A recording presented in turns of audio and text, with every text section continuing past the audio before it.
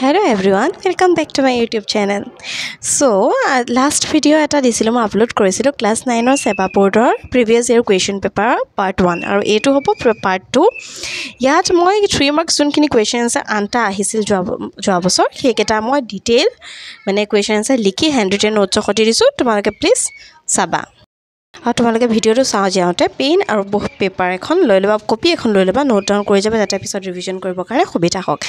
And most ইম্পৰ্টেন্টলি যদি তোমালোকে মোৰ ভিডিওটো চাই ভাল পোৱা তেন্তে প্লিজ সাবস্ক্ৰাইব কৰিবা আগলে ভিডিও চাবৰ কাৰণে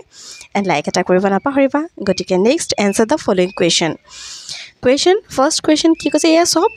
আনটা কুৱেশ্যন আছে সব 3 মাৰ্কছৰ কুৱেশ্যন আছে আসলতে আমি লিখিব কিমানটো লাগে হেতু ইয়াত তুমি গম পাবা why lysosomes is known as suicide bag of cells lysosomes to কিয় suicide bag of cells বুলি কোৱা হয়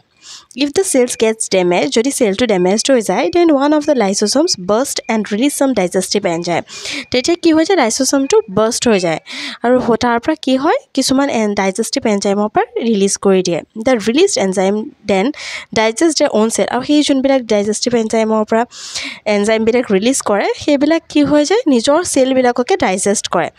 and ultimately the cell তাৰপিছত ডাইজেষ্ট কৰাৰ লগে কি হ'ব সেল to মৰি যাব cell dies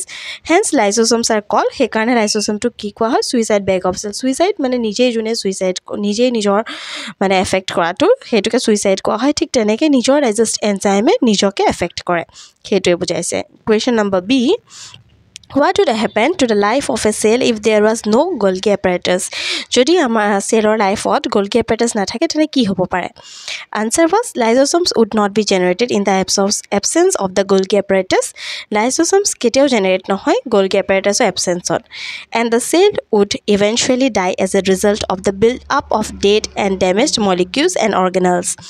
Materials would no longer be packaged or transported if the Golgi apparatus were absent. The cell's secretory functions would also stop.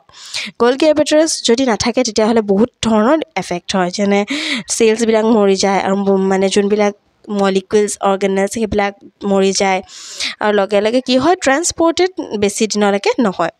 তো next question number C name the different type of simple permanent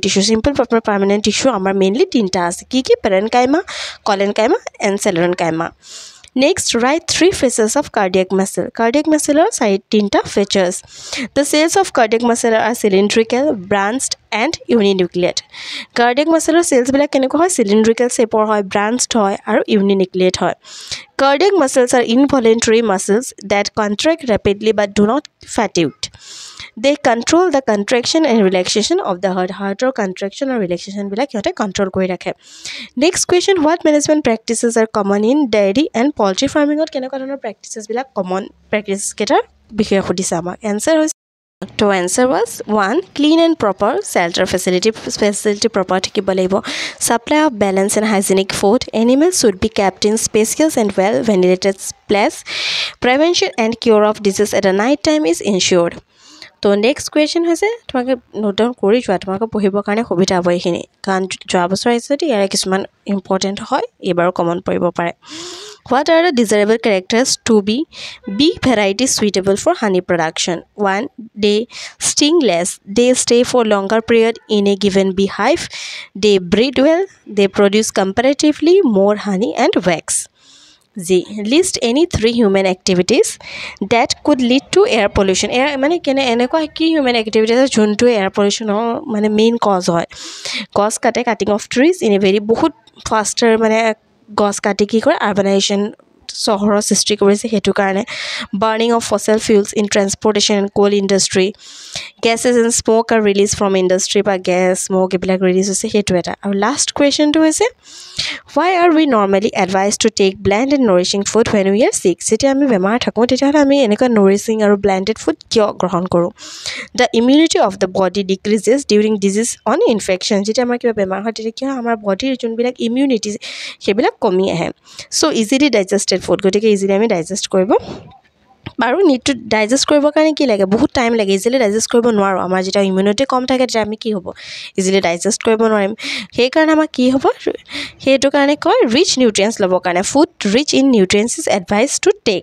Das blend and nourishing food সেইকাৰণে কি হয় আমাক nourishing ৰিকভাৰীৰ কাৰণে nourishing food আৰু blend food দিয়া হৈ যোৱা হয়